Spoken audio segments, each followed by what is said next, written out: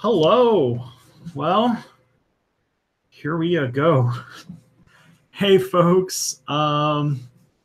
So I don't know why I'm so nervous today, but hello, everybody out there in the chat room and such. Welcome to March's Subscriber Appreciation Day.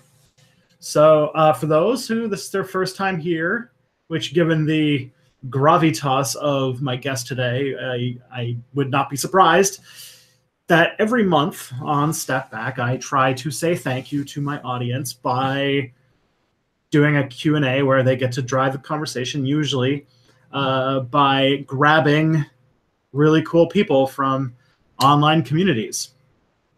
And this month, I have to say that I'm very, very excited to have Peter Coffin coming today, someone whom I've been a fan of for quite a while, and his stuff is really, really good and funny. And he just recently published a book, and so we're going to have a lot of stuff to talk about. But he's running just a little bit behind right now, so I'll just talk to you guys for a little bit. I can see that some of my regulars are already here. Mr. Zhao Zhao, Ace. Don't worry, Ace, you didn't miss Thursday's stream. I missed Thursday's stream because my internet was down. I'm doing an apology stream on Monday. Is he a historical Peter? We'll find out. So we are going to probably talk about all sorts of stuff because he recently published a book called Custom Reality and You, in which he wrote about probably one of the more accessible ways of talking about postmodernism for a general audience. And I did a book review where I talked a little bit about narrative and history and all sorts of fun stuff. And I'm sure that will be a conversation that we can pick up as we go. But if you guys, while Peter is getting ready is still getting ready, if you guys could, he's not here yet. We're working on it. But if you guys have any questions for Peter, please go ahead and ask them. I'm going to start writing them down to start kind of directing the conversation, because this is Subscriber Appreciation Day, which means it's about you guys. So please give us some primers to start with. I mean, if you don't, I'll direct all the questions, which, you know, is also fun because talking to somebody who makes such cool stuff would be pretty crazy. You see, we've got Jonathan Sims. We got Victor Von Steen. Welcome, welcome, welcome. And yeah, you were in a play last Thursday called Fighting Fascism. Have you been in any plays? I can answer that question while we're waiting on Peter. Yes, I have been in 2 plays in my life, one of which I was a dog. When I was 9 years old, I was in Peter Pan, in which I played the dog. I was also in The Music Man, in which I was a farmer. I had one important line in one song, and then I was in the choir for the rest of the show. But one of my best friends, the best man at my wedding, she was actually the farmer's wife for that one role, and that is how we met each other, and now we're like besties. So worked out in the long term. This is all when I was a kid. I didn't get into drama when I was like a teenager, so I didn't really after about age 13 I was pretty much done with acting, although I'm getting more interested in it lately because it's fun. It's fun getting out of your own head for a little bit. Okay, yeah, that's a good one. But that one, yeah, when I was in high school, I was also very much a person who was into music. I was a metalhead when I was in high school. And then after high school, I was into musical theater, and I actually did competitive musical theater stuff, but I never actually did a play. I just did like pieces of it where people from the Royal Conservatory of Music grade you on how good you were at it. Oh yeah, Aiden, if you don't mind, actually, I can talk about Lefty Pole, but maybe I can bring it up with Peter. Maybe Peter will have some stuff to say about it too. But I do have a little bit of stuff to say about Lefty Pole because I do think that it's part of a movement in the left that I'm not super happy about, but we can get into that later.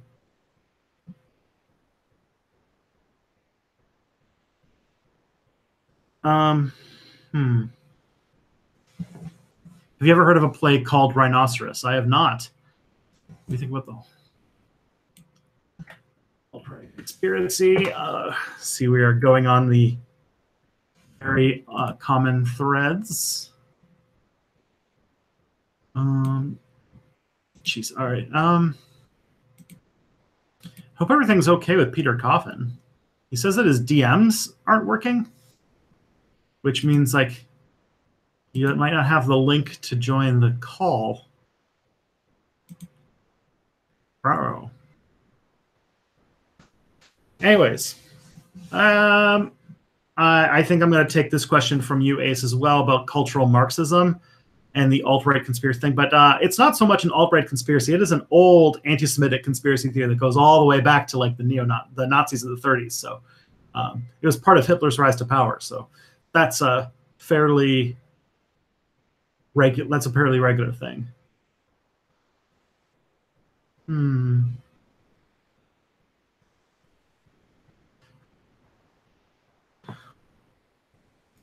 So for regulars on the channel, there's about 19 of you guys here right now. If you guys are regulars, to step back. I have a video. I have the famed, the much hyped Israel video coming out on Thursday. So that's a thing. I know that if Shakar, who I think it's like really late at night for him at this time, so I imagine he's not here, but he's going to be super excited about that.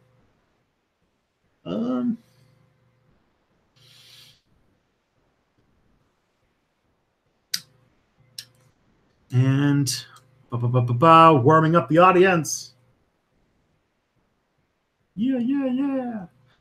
The Israel video is coming out. I'm also apparently just decided to make a primer on Vladimir Putin that's going to come out tomorrow. So that'll be all fun. Two things, two videos, and then I'm going away. I'm actually this week is going to be kind of crazy because I'm going to Las Vegas this weekend. The like pinnacle of capitalism, and so I will be doing something. Can you do a video on Sankara? Ooh, Sankara. I'll take a look. Favorite bands.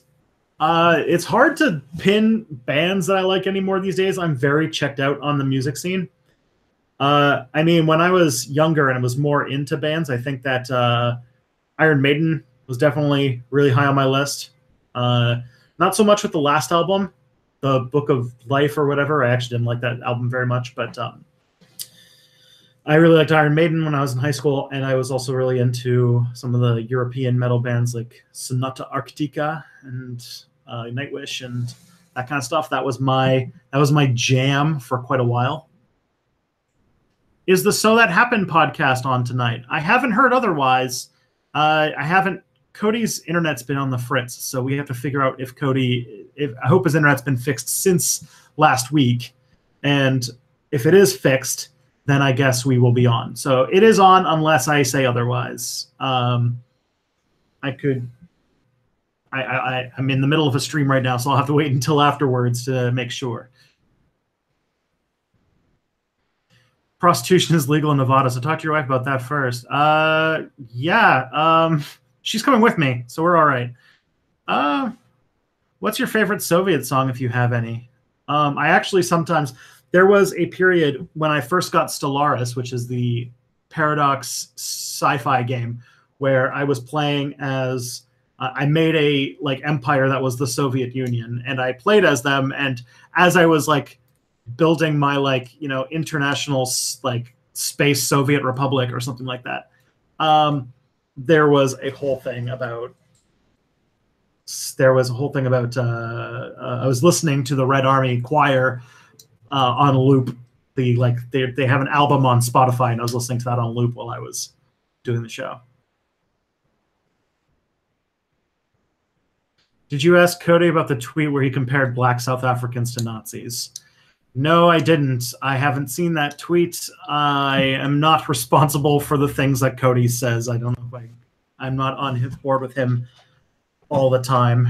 We kind of agree to disagree on that. And I think I see a Peter Coffin. Yeah, it's one of them. We've already had a question if you were a historical Peter today. We'll see. Probably not.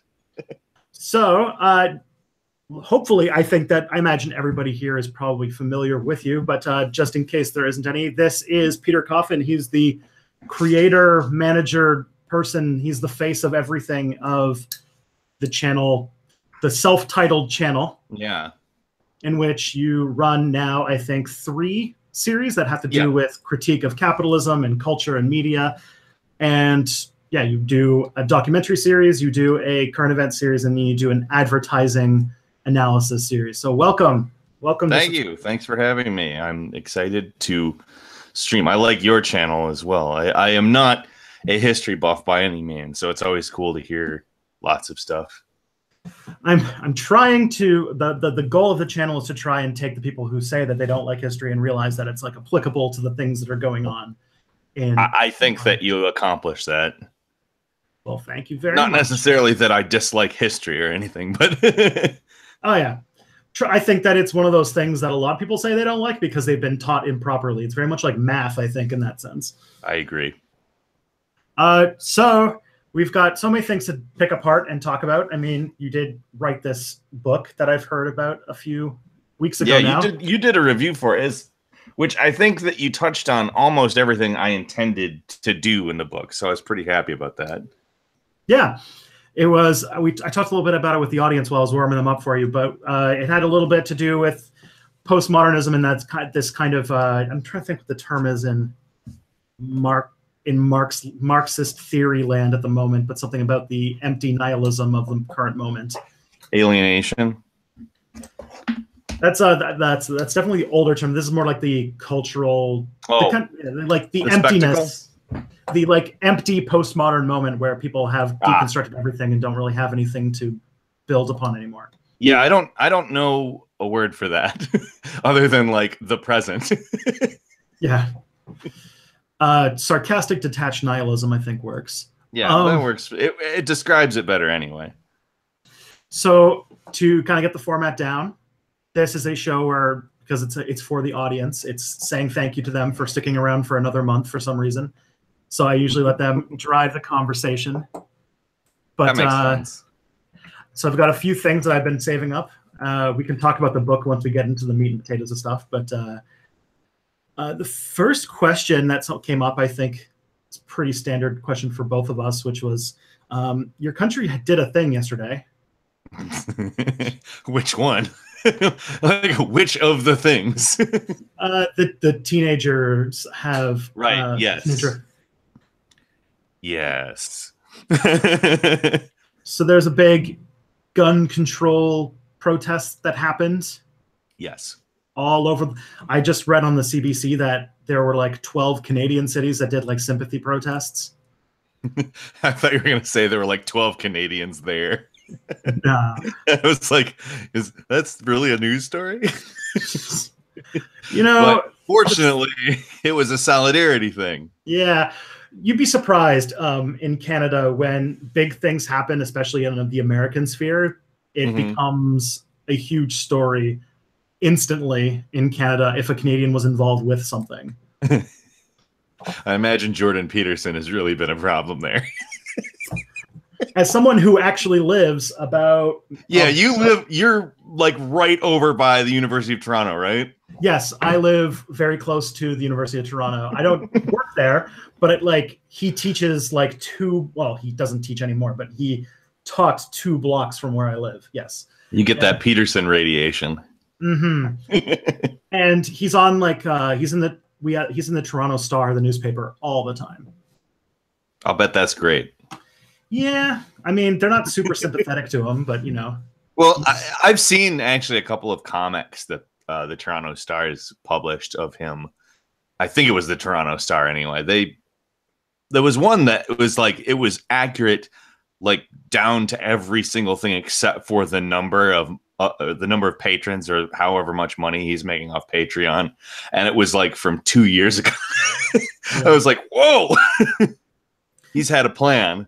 Yeah, I mean, what was the question? I'm sorry, I've really derailed it with Peterson. I think it's okay. I am driving my wife insane by how much I love hating Jordan Peterson.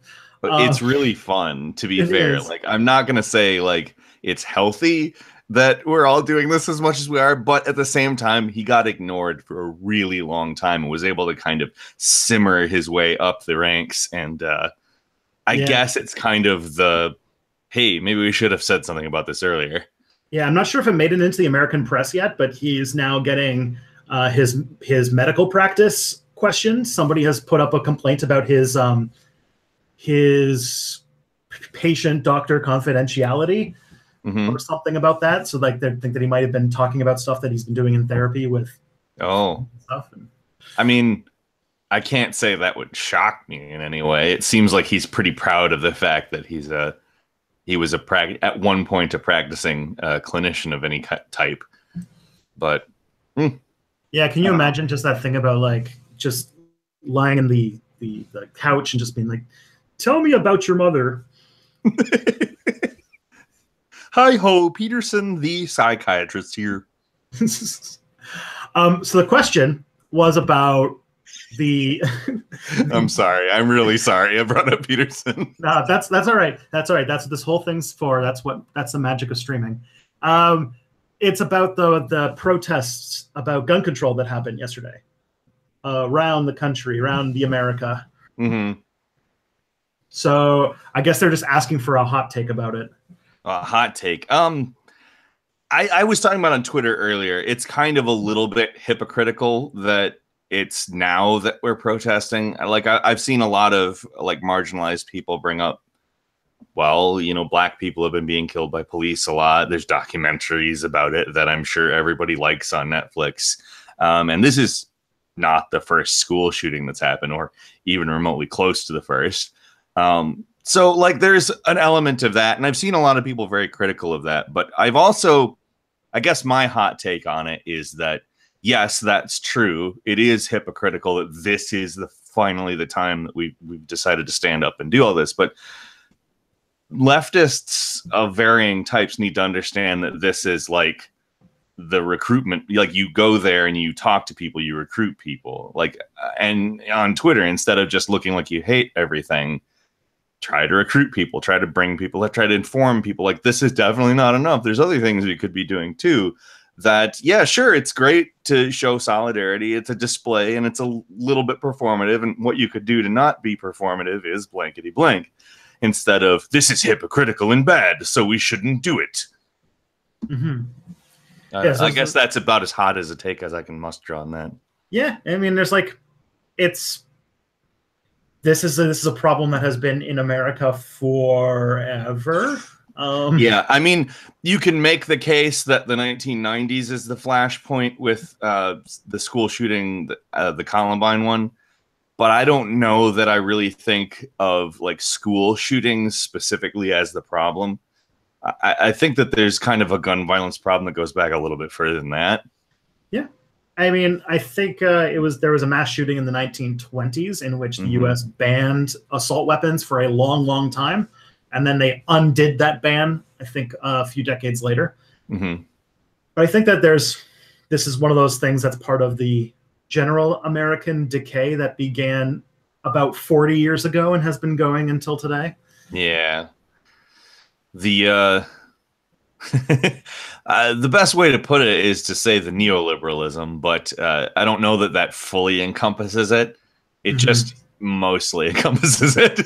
Yeah, I mean, there's a lot of pressure put on the NRA, which the NRA changed tack around the 70s and the 80s, and then they went super Like it's gotten a lot more racial. I mean, not to say that it was not racial in the first place, but I mean, you start seeing things like the Black Panthers. That's a little bit earlier, but that started causing a different reaction within people who were like, "Hey, guns are like okay." So first it was gun control with the Black Panthers. We saw the Black Panthers, ooh, none of that, and then it turned into the sort of, and this may be wrong, but it turned into the sort of good guy with gun, bad guy with gun dynamic. That's the only solution type thing.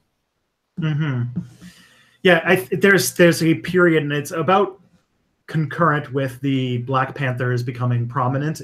They did start in the 60s. They started in 1966, but they definitely came into their own in the 70s. Mm-hmm. I think they really started growing after Malcolm X died, and they kind of started establishing from there. But the Black Panther, around that time is also when you started seeing a lot more of the is the word special interest right thing? The whole like moneyed interest stuff becoming big.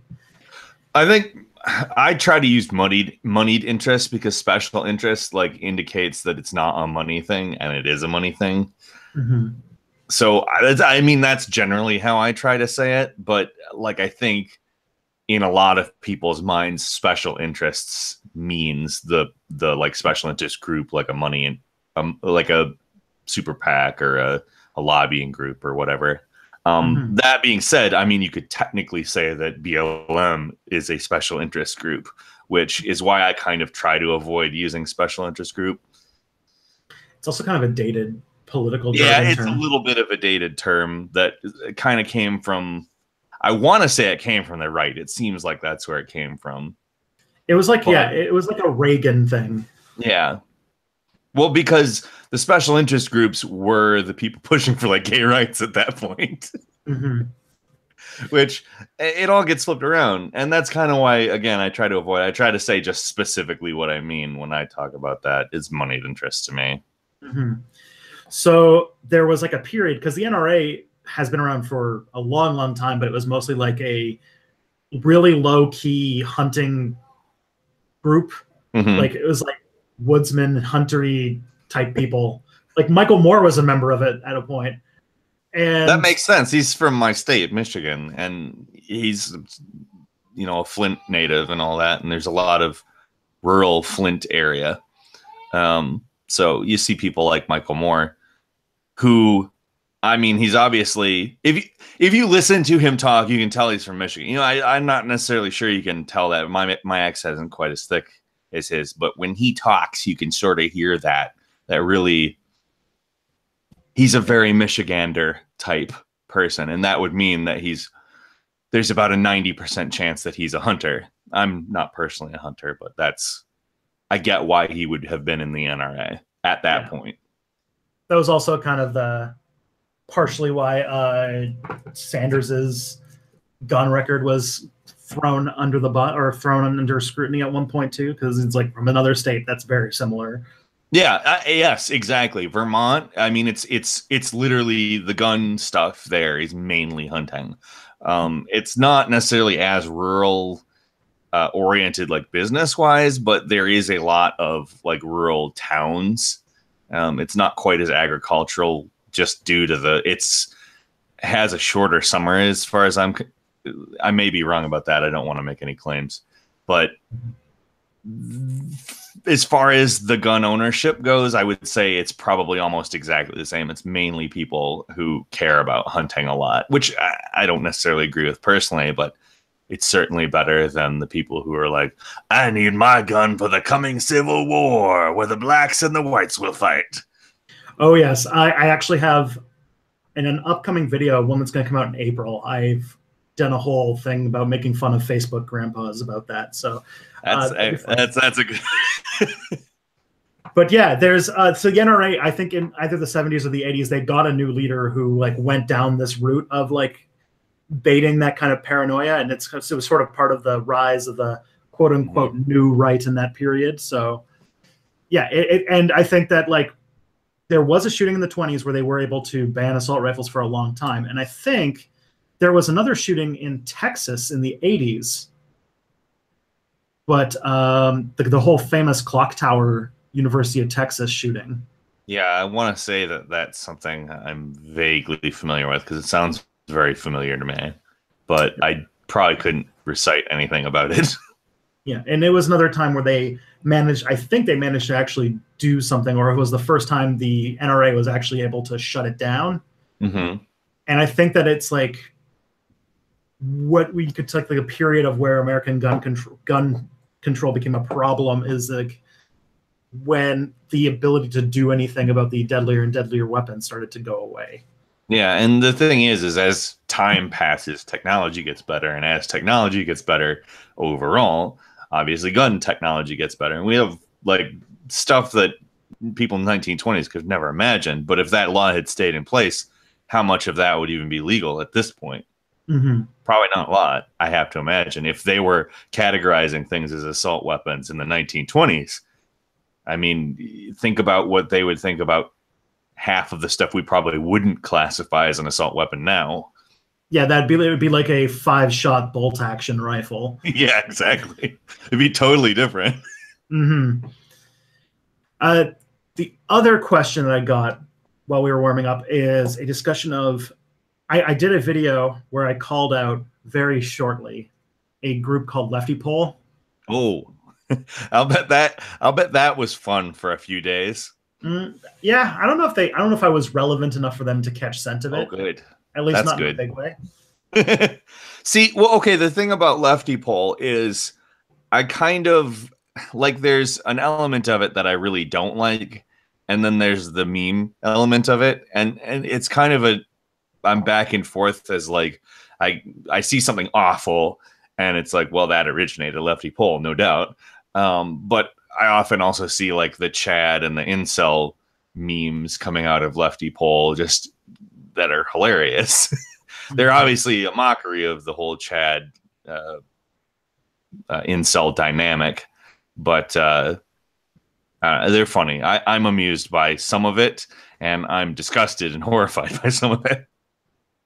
Yeah, I mean that given the platform, the thing that I did when I made the video, and this is where I kind of had my issue with Lefty Pole, is that there is this sort of anti-identity politics Yeah. socialism that I Mm-hmm. thought was because like I was trying to explain in the video about how so many socialists became Nazis in like the 30s, and it was because they were part of the like, oh, we care about economic justice for us, but like we don't really give a shit about anybody who doesn't look like us. And that Mm-hmm. I said those were like people who were socialists but didn't actually care about equality. And I said that they were the lefty pole of its day or something like that. And I was like, I got you. Yeah. And that's ultimately a big fight that's even happening in liberal circles, the class versus identity. You'll see, I saw a number of like liberal centrists after the election saying the identity politics lost this for us. But it's like, I don't think you really are talking about, like, okay, here's how I look at identity politics. I look at as the concern of identity. I look at political concerns of people of a certain identity as identity politics. But what I look at, what they define as identity politics, I more look at it like lifestyle marketing. It looks like what they're talking about to me is lifestyle marketing. And that can be done in a manner that takes the same topics as identity politics, namely the identity of people. You can lifestyle market to black people, for instance, and that isn't identity politics. It can look like politics, and it can not really accomplish a lot. But I think that there's a distinction to draw that I don't think most people on either side of that argument draw ever. Like the class people are just like anything, if it brings up identity, is counterintuitive, it's counter-effective. We need to be talking about class. We need to be talking about class. And also we need to be talking about class, which we do. We definitely do need to talk about class. There's a dearth of that for quite a while. I mean, we've seen more of it since the Sanders campaign, thankfully. But to blame everything on identity is just, it's not right, because there actually is like marginal, like identity is essentially a kind of class. It's just specific to a different thing. And I think that people do need to understand, like, if we did move over to socialism, and wrote, legally speaking, that everybody had to receive the same benefits. Everybody had to participate in the same way. And I'm obviously describing a more authoritarian socialism type situation because it's much easier to. But just say, like, legally speaking, everybody was entitled to the exact same thing. That wouldn't solve racism.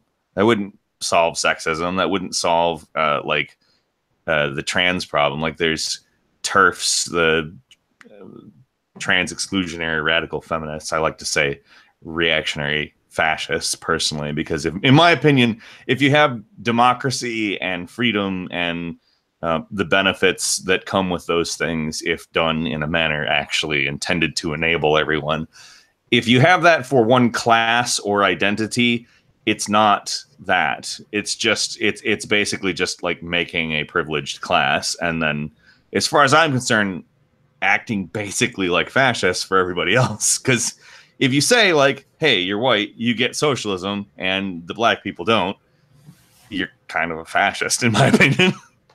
Yeah, in some ways, that is exactly what a lot of the, basically, like, the Nazi ideology was based on.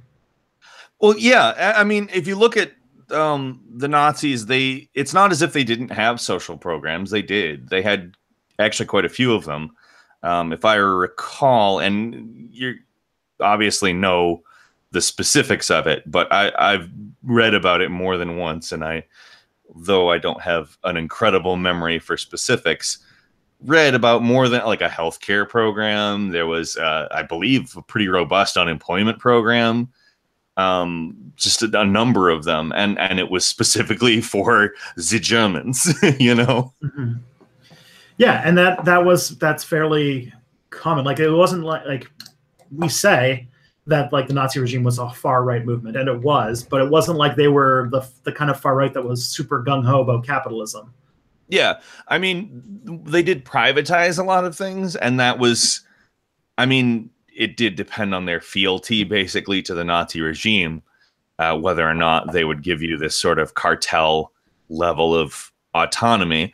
But I mean, it's not capitalism per se, because it works differently, and you could make a case that capitalism operates in a similar way, but I think that it helps to distinguish it, just because when we're fighting capitalism as we are right now, if we say that the Nazis were capitalists, we're kind of making an argument that can be refuted, because, I mean, it's not, from a certain perspective, you could say it's true, but it depends on perspective. And when you're trying to convert people or teach people or educate, you can't think about perspective. You have to think about, like, how do I reach as many perspectives as possible? So yeah, you can't, you can call it capitalist, but you also, if you are interested in moving capitalists to socialism, probably better to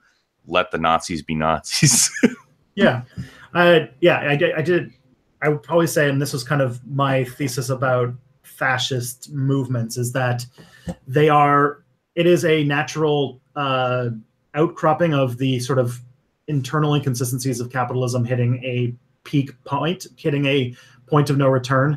And when that happens, like, fascism isn't exactly a coherent ideology. It doesn't make sense. It's not consistent. It is basically a person with a strong personality doing or saying anything that they need to possible in order to get themselves into a position of power. Mm-hmm. And usually that involves using the divisions within a country to exploit to get up there, and usually that involves having to do and say horrible things in order to preserve that power, and also entertaining horrible things. That's the really scary thing. It gets so, fascism is so tied into entertainment. That's the thing that gets, I've seen some people talk about this, like Lindsay Ellis did a great video about it at one point. I want to say I can't remember who it was, but somebody else did one about, like, aesthetics and basically how entertainment sort of ties in with the way that they present themselves. Somebody else did one about, like, professional wrestling that didn't specifically mention, like, the Nazis, if I remember right, but it kind of meant it was talking about the same things, just not specifically about the Nazis, just about how like fascist ideology or extreme authoritarian ideology often presents itself as sort of strong, but also has a certain pageantry to it, presents like false enemies that are easy to knock down, things like that. But yeah, I think it was Dan Olson, I think, did the pageantry of. Yes, it was Dan. And that was a really good one. Yep. Because I was like, oh shit, he caught me.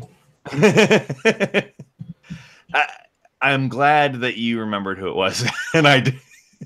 Because I mean, that's a great. People should watch that video. It's a phenomenal video. I'm actually getting quite blown away by how much really good stuff is coming out on YouTube that is firmly in the realm of like media criticism. Mm-hmm. Like you were talking about the Lindsay Ellis video, and I think that was like an analysis of like what was it? It was called? the producers. It was a video about the producers, and ostensibly speaking, like if you said, "Hey, somebody made a video about the producers," I'd be like, so like, because like there's a million videos about every movie, but it's such a like a cogent, well put exploration of what the producers was about, and also what all of the things that are depicted in the producers are. Like it was just such a great, that one and Dan's video. They're both highly necessary for anybody who wants to understand Nazis, if you ask me. Mm-hmm. And they're not even like, Dan's is more specifically about Nazis, if I remember right. But even the one that's about the producers, Lindsay Ellis's video, I mean, they're both there. They're both right in that realm where you should watch it if that's something you want to understand. Mm-hmm. Yeah. Oh man, that was like, there's like a brain trust going on there, because I know that they collaborate a lot too.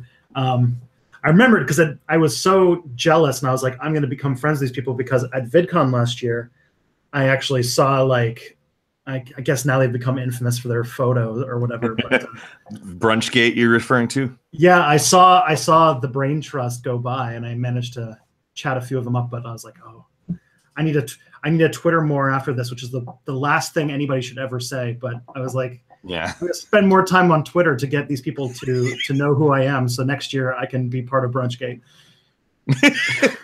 I don't even know if I'm gonna go to VidCon. I went to the first one, and I've never been to another one. It sucks because like now like people that I actually like are going. Yeah. But like I don't know if I have the money to this year. Like like that's the main reason for like last 3 years, that and having children and figuring out what to do about that. But so it's not just the plane ticket and the ticket for me. It's like childcare and things like that. And now you got 2 of them. Yeah, I do have 2 of them now. The one is, he's pretty much able to take care of himself. Not necessarily entire, like he can't make his own food or anything like that, but he doesn't destroy everything at this point. So, I mean, in that respect, it might be easy to get. I don't know. Maybe we'll have to figure out something, my wife and I, or something. Figure out how to go out there this year. I mean, it might be possible. I would like to go because it's been a very long time since we went to one of those, or I've went to one of those. She's never been to them. Yeah, they're pretty fun. I've been to one, so I can't say it's just too much. But yeah, I'm excited for it. And okay, the other, I guess I talked about this a little bit before, but I had another question here about what is the deal with cultural Marxism, and I kind of elaborated that it's just a Nazi conspiracy theory. It's scare stuff. I mean, conspiracy theory is almost even a little kind to it. Like it's flat out propaganda, I would call it. Yeah. It's BS. It's them saying basically, because okay, so if you wanted to actually say cultural Marxism, what is Marxism? It's about workers owning the means of production. So workers owning the means of production of culture. The people who produce culture own it. Like that doesn't, if you actually go by the what words mean definition of those words, mm-hmm. That sounds good to me. But nobody uses it in that way, obviously. It's basically like postmodernism being a scare tactic. Except for postmodernism even has a more specific definition. I mean, not necessarily an easy to pin down one, but because there's certain people who will tell you that it's something totally other than what another person will. Still, it's an actual philosophical movement, whereas cultural Marxism never was. Yeah. And like, oh man, like I'm doing this. I just finished a video where I talked about postmodernism. I go on this long rant, and I was like, "This is the video I'm going to be crucified for," but because it's about First of all, it talks about what modernism was and how modernist thinking is what led to like scientific racism, having a huge impact in the whole authoritarian regime, and that interrogating our own way of seeing the world is what got us out of that. And that was the postmodern movement. And it was a lot of it was done of us trying to figure out how we got to World War II. Like Michel Foucault, his entire career was trying to figure out how Nazis happened.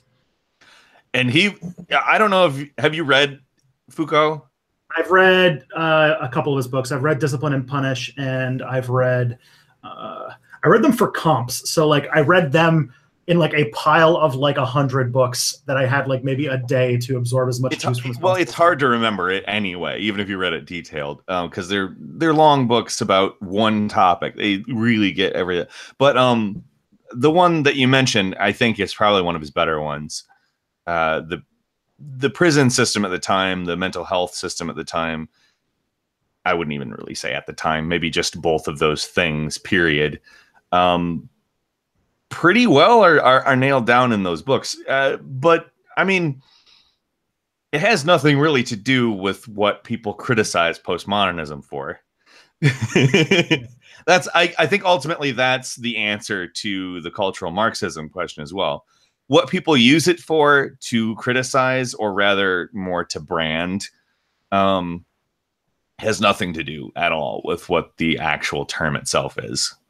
No, but you see, there's a neo-Marxist. I like the neo-Marxist. Okay, so if you add neo in front of something, that's apparently what makes it bad, because people have said neoliberalism a lot in the last couple years. So somebody added the stupid, the Share Blue people tried to add neo to progressive. They're like, neo-progressives are just there instead of brocialist and all that. And it's and Bernie bro and. You know, I'm kind of. You realize how many people who aren't cis men are like in these movements, right? It's really irritating. I'm very happy that I didn't Twitter very much in 2016. That's all I can say to that. But the video ends with me supporting postmodernism and why this is important and why we have blinders and how we have to see other voices.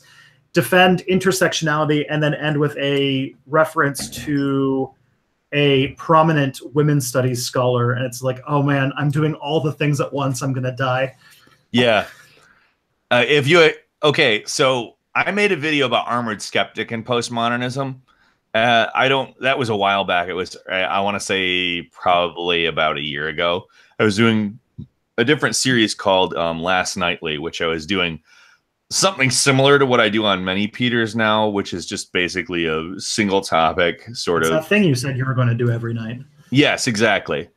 And which it didn't happen every night. That was why I said that at the beginning. I said I was going to do it every night. But yeah, so I did one on postmodernism because Armored Skeptic created a video that was literally just like, this is postmodernism. It's basically when everyone chooses what words mean. It's just like, kind of, but kind of not. I mean, what you're describing is individualism in more of a sense. It's not so much people choosing what words mean. It's when people try to figure out what words mean. Exactly. It's critique. It is in every way, shape, and form skepticism. Armored Skeptic. Yeah, that's that blows me away. I also like. But yeah, they didn't like that. That community of people was not happy with me. I find him a very funny paradox because he's also a person from Canada, and he uses the British spelling of armored, and then he uses the American spelling of skeptic, and I always find that very amusing. There's another spelling of skeptic. The British spelling of skeptic uses a C instead of a K. Wow. So it's SCEPTIC. So it looks like septic more. Yeah. I'll bet that's why he didn't use it. Probably. Because, I mean, I've used the joke armored septic more than once. Probably.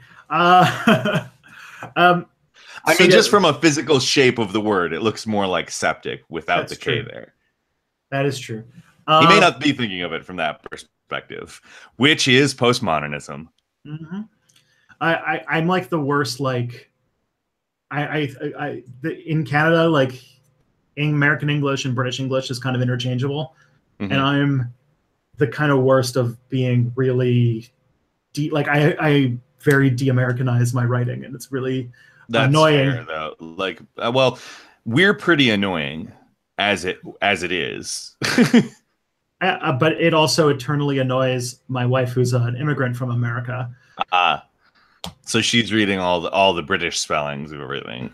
I haven't gone as far as to do the single quotations instead of double quotations. That Oh is yeah, like how the Harry Potter books are done. But yeah, yeah. Uh, that was actually something I didn't notice reading the Harry Potter books. I didn't think about till right now. But uh, you know, that's the thing. Okay, see, so I do I've have read books, and it's so disappointing. I'm sorry, this is going to be a tangent. I'm okay. going to go off the. I'm so disappointed in J.K. Rowling. Like, I've been so disappointed over the last few years. Like, I don't love Harry Potter or anything, but if you read Harry Potter as opposed to watch the movies, I didn't like the movies personally. And I don't love the books, but I like the books. There's things about the books that, like Hermione fighting for the rights of the House elves. the house elves. Yeah, there's that, and that's not in the movies. But they're basically slaves, so Yeah. I don't know. I don't know. And that's not in the movie. Like you think about like, and it's not something I thought about when I saw the movies. But if you think about it, it's like they really don't want you to get into the thinking part of things when they make the movie version of kids' books that have maybe something vaguely subversive in them. Yeah. If you love an author, unless that author is Margaret Atwood, don't follow them on Twitter. You will just be disappointed. Oh, you'll be disappointed if you follow Margaret Atwood too. Oh no. There's some. I saw some people taking objection with some stuff that she was. I don't think it's as bad because J.K. Rowling has liked like several TERF tweets just like outright, and I don't think that Margaret Atwood has done that. But I don't know. It's not even worth getting into because it's just like Margaret Atwood. The Handmaid's Tale is so good. Yeah. And the series is so good. Like I think, almost made it better with some of the choices that they made in the series. I know that she's a producer on it, and it very well could have been her idea. I don't know. She wrote The Handmaid's Tale like 30 plus years ago now. Yeah, so. and the things that they did to adapt it to a more modern time, as well as some of the things that they outright changed, are very, very good, I thought. Yeah, it's basically she had to adapt the story for third wave feminism, and I think that was quite a thing because, like, yeah, she was right in there, but because they had to talk about race and stuff like that they kind of only brushed over in the book. Okay, I do have some questions. This one's been brought up a few times now. Someone wants to know two things. What type of Marxism do you follow? I get that all the time. I follow Karl Marxism. Oh boy, yeah. I went to a random ideology generator, which I think was really fun because I just like played up a few things, and I found progressive techno Marxism, and I'm like, yeah, that sounds pretty good to me, to be completely honest. Yeah, I'm there. I'm like, I'm good with this. I guess, like, okay, to me, it's like, I don't really like the sectarianism thing. I don't really like the idea of declaring. I've always talked about advocating for a fluid approach, but a lot of people call it like a many tactics approach or diversity of tactics approach. I don't really care what it's called personally, but I think that really everything is good as long as it's the will of the people or it's being done to try to free the people. And like, I don't think just outright I would support, like, for instance, a violent revolution by a small group of people, or more aptly called a coup. But I would support a violent revolution if that was what was very clear that the people of the country want. Like, if a lot of people were like, revolution, that to me, like, says, all right, it's time for a violent revolution. Yeah. Oh, I think that there is a memeified version of that ideology, which is fully automated luxury gay space communism. I like that too. I really like the fully automated luxury gay space I always mess it up, but I did an automation lecture for something called Pint of Science one year, which I had like no idea how I got invited to this thing, because it was like we get a bunch of scientists to come together and like talk about stuff and like talk about their research. And I'm like, I'm a historian, why are you inviting me to this? And they're like, well, we read your blog post about automation. And I'm like, I wrote some like half-assed blog post about automation like in 2012 or something. That was like more or less a summary of like the CGP Grey video. And I was like, oh, and all of a sudden I'm being invited to do this talk, and I'm like, oh, guess I should figure out what I'm saying about anything. Yeah. Nobody invites me to do anything because I'd probably just say something stupid, but I'll bet that what you said probably wasn't bad. Like it was fun. It was fun to tell a bunch of scientists and people in a pub that capitalism is reaching its logical conclusion, and that there is no way past it that makes any sense, or that involves capitalism surviving. You have to tell me what the reaction to that was. I actually got a lot of people who are like, well, what about UBI? And I was like, well, UBI is a good transition idea. I think there is some. I also, UBI is like, a lot of people say, well, UBI isn't socialism. And that's very, very true. It is not socialism. And therefore they want to disavow it. But here's the thing. If you're talking about like convincing people, if you're talking about teaching people, if you're talking about recruiting people, UBI is itself a great tool for that. If people are seeing their ends being met, or at least making it easier to meet those ends, you can just sort of interject and be like, hey, you know what? Yeah. It's a tool. And just like anything, we should be looking at everything as like a tool. How do we use it to further the actual overarching goal of not being in a hellscape anymore? Yeah. And I think that was the thing that came up a lot. There was a talk about like, oh, are robots really going to be able to do this? And I'm like, yes, they're already doing it in this case, this case, this case, and this case. And I don't know. Okay, so have you seen those automated kitchens that with they've got like white robotic hands that look like they're out of iRobot, but it's just the hands, and they supposedly motion capture like professional chefs, and they reproduce the meals like accurately or something like that. It seems fake to me, and it's possible to do today, but you have to have like some like Boston Dynamics shit going on, and so you could have one of those, but it would run you probably close to $1 million to build. And okay, so I saw an article the other day trying to take down Boston Dynamics, and they're talking about how you can't see there, but there's somebody with a remote control at everyone. I'm just like, so what evidence do you have that there is somebody using a remote control off camera? Like how do you, that's just a conspiracy theory. Yeah. And given that it's like MIT, Boston. Yeah, exactly. I mean, these are robotics. It's a robotic school with lots of technology firms in the area specifically, with military that are all invested and collaborating on this thing. I'd love to see like the reason they thought of this other than the same thing that leads to InfoWars. Yeah. What I think though, what's more scary is you don't need like a fancy Boston Dynamics thing to replace a lot of jobs. You don't need like a hand thing to replace a lot of things. And you could have things that do what humans do, but much slower, but they can do them constantly forever.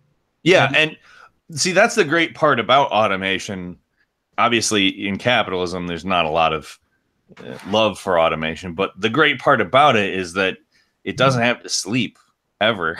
Like, as long as it's working, even let's say you've got one on reserve and it stops working, you just bring the one that does work, put it there, and just keep going. Like we don't have to worry. You don't have to worry like about all the human issues that come with humans doing labor. There's no fatigue, there's no hunger, there's no need to sleep. There's just every single thing about automation is better. We just need an economic system that accommodates it and uses it as a tool for all people. Yeah. And so, like I said, one of the thing I finished the talk off with, and I think it sounded like I actually did make an impact, which was that this is a problem we're not dealing with right now, that we're hitting this wall and we're not even thinking about it because we can't see a world without capitalism. And if we don't hit the wall, we're going to have things get really bad really fast. And I mentioned, like, well, the last time something like this happened, we had a Second World War, and we kind of have weapons to destroy the world now. So, like, yeah, nice big long so with a lot of O's. Yeah. Okay. Gets the point across. Yeah. They all have a question, and this is funny because I think this could springboard into interesting stuff. I have a question about what's your favorite Soviet song, and I'm like, I don't know. Off the top of my head, I don't know. Soviet nostalgia. I probably can't say the names of any of the Soviet songs that I like. And because of that, I can't really remember them. I can remember that I have a folder that says Soviet songs. And I'm a shuffler. When I put on music, I just put it on and I hit shuffle. Just let whatever, wherever the chips fall. And because of that, I don't learn who made a lot of the stuff that I like. And that's definitely not the right way to listen to music by any means, but it's how I do it. Yeah, I have let automation and Spotify and recommendation algorithms completely detach me from any of the creators of music anymore. I listen to Discover Weekly. That is my favorite thing to listen to. That's what I listen to. I put on Discover Weekly. Now, you know Mike Stutchberry, right? Yeah. So he showed I don't know him. You've heard of him. Yeah. He showed me a playlist that is absolutely bananas, where it uses, if you like log in with Facebook, I think, it gets a rough idea of the time that you were in high school and in those like prime ages, and it makes you like the ultimate nostalgia playlist. And it was shockingly good at figuring out like exactly when, like, you know how they say it, like there's like an age where the music then is always going to be considered the best music for you. Yeah. And it hits like right that thing, and I was like, "Oh, this is all Green Day and Blink-182." I'm like, "Yep, it hit when I was in high school." I was like, "That's interesting. I mean, you have to give it to capitalists on coming up with stuff like that. Although I don't know that it was a capitalist project. It could very well have been just somebody who came up with it themselves. But still, I mean, the thing that lots of people like to say is, how will innovation happen under socialism? And it's like, it'll probably still, I mean, people like to come up with new things anyway. Like, I don't think that that's necessarily, I like to come up with things in conversation that I get nothing out of. Like, I like to come up with long, goofy screeds, like tangents and things that I think are funny, and maybe somebody else won't think it's funny, and I definitely won't get anything out of it. I don't have to have incentive, but I mean, you do have to hand it to some of these companies. Discover Weekly is absolutely like in control of what I listen to. I think that machine learning algorithms, like, as somebody who was doing research in them, like part of my PhD research is in them. Oh, cool! Like they are fair. They're just like a really cool intellectual thing that computer science is really exploring right now, because we finally have the technology to really do them in a big way. Because they found a way to use basically video cards to do a lot of the stuff that they thought couldn't handle machine learning. But so now it's becoming a really big thing. But it's having a moment, and that's why that kind of stuff's showing up all over the place. So it's super interesting. Like, some of the stuff I've seen, like all the image generation machine learning, I just absolutely love looking at all of the random stuff that machines come up with. Yeah. Because some of it's like super accurate, and you're like, wow, that's amazing. It started some of it's absurd. It started in like 2014 when like that weird like acid trip photos all came out. And then now there's like some weird stuff where you can say, make me a picture of a bird, and it makes this almost photorealistic picture of a bird, and you're like, oh, this isn't a real bird. And it's like, that's super creepy. Yeah, I won't sleep tonight. Yeah. It'll happen. I have a theory about how media is going to go, and I think that you'd have a lot to say about it. But I think that I bet you're. I think I know. I think I'm catching what you're pitching there. Yeah, I do have this idea that if we're going to have content generation working in such a crazy way, that we're going to have a point where our media is personalized to us, and we have all of our own TV shows and all that kind of stuff. Oh no, I don't like the sound of that at all. And it's already happening to an extent because of like how much there is to watch and how everybody watches on their own schedule now. So you don't have that water cooler effect, and like nobody has that shared cultural experience anymore. And it's all individualized. Yes, and that's something I brought up oddly enough in my healthcare video. I was talking about reality because I actually think that the healthcare system it's intrinsically related to how we perceive reality. And the American healthcare system is so fragmented that almost nobody has the same experience from it. Like you can talk to people who go to the same doctor's office, and they might have 20 different insurers. Not necessarily in my state, but there is places where there's really massive amounts of people of insurers, and it's an experience that is different for each and every one of them because they all have their own internal processes, they all have their own ways they handle it. It's ridiculous, and you spiral everybody sort of off in different directions that way because, I mean, they don't have like where you live. You have, if I'm not mistaken, a medical card, and you give it to the doctor's office, and they like scan it or something. Yeah. And then they give it back, and then you go into the doctor's office. Yep. If I'm not mistaken. Yeah. I mean, there's some private stuff in there. Like in Ontario, we're having an election right now, and they're talking about dentistry is on the thing about public making dentistry public because it's still private. But the thing that do that. They should. Absolutely. Like how is that's something that bugs that I don't really talk about this in any material because I don't have a lot to say other than the following sentence. How are teeth a different thing? Yeah. I think it's got to do with some sort of way that the medical system worked like 100 years ago that is not applicable to today. But anyways, it's on the table. Our like social democratic party is pitching it, and I hope they win because that would be good for everybody in your country. Yeah, well, for Ontario, just the province. Our country is really, really decentralized. So like when it comes to healthcare, it's all just the province. Right. Okay. It has to be free and universal. There's a constitutional requirement that they can't privatize healthcare. It has to be public and it has to be free, but they can't. But how they do it is up to the province. So well, hopefully your province. It's but even that though, like that would mean that it's fragmented according to provinces, and there's less than 10 provinces, if I'm not mistaken. Exactly 10 provinces, and there's 3 federal territories in the Arctic. Okay. So, I mean, that's not terribly fragmented. There's still large swaths of people who experience the exact same thing, basically. I mean, more or less, I should say. Not the exact same thing, but close to the same thing. Based on this, it's from a systemic perspective. Obviously, as you're interacting with individuals, experience may vary. But and then, like, you have, like, over in the United Kingdom, it's totally nationalized. Everything is totally, well, used to be everything was totally nationalized, and most of it's totally nationalized now. Yeah.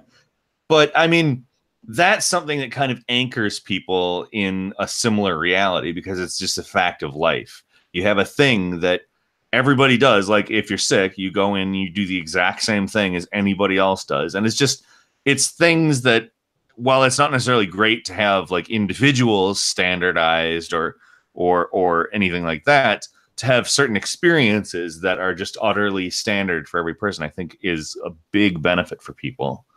Mm-hmm. But yeah, that's all that came out of the whole thing about, what was it? We were talking about Netflix or something. Machine learning and TV. Having like machine generated television shows would be just horrifying to me. That would be the opposite of what I mean, we have algorithmic recommendation engines at this point, basically, or algorithmic curation is another way you could put it. But if they were generating the content too, I can't, like, my book is called Custom Reality and You, and that is it. That is peak custom reality because yeah, exactly. we were just talking about how there's all these really good video or channels of YouTubers who talk about culture, and it's like I think that cultural products like that are the only common touchstone we all have, and if you eliminate that, then we are like literally in custom reality at that point. Yeah, and I was thinking about this earlier. I call reality a product, and us the laborers and the means of production. And if you think about it that way, virtual reality makes a whole lot more sense. It is a product. Like virtual reality is 100% just a product. It's a reality as a product. But the capability and in a lot of cases, the actual implementation of regular reality is pretty much handled the same way. And I guess that's the main, I don't know that I developed it well enough in the book because there's certainly more to say about it than what I did. But there's a lot of room for a sequel, that's for sure. Yeah, I think eventually I probably will do that. But I mean, that's a culmination of thinking for a very long, very, very long, much further back than Bernie Sanders or any of that. It goes way further. Gamergate, all that stuff. Like basically, it goes back to when the internet decided I was persona non grata. Yeah. Oof. Yeah, because like when you get kind of to the end of custom reality you can kind of see that there's points when you're reaching like then we have to find this thing to like find this common thread that we can grab onto, but like you didn't seem exactly sure what that is because I imagine it's still something that you're working on.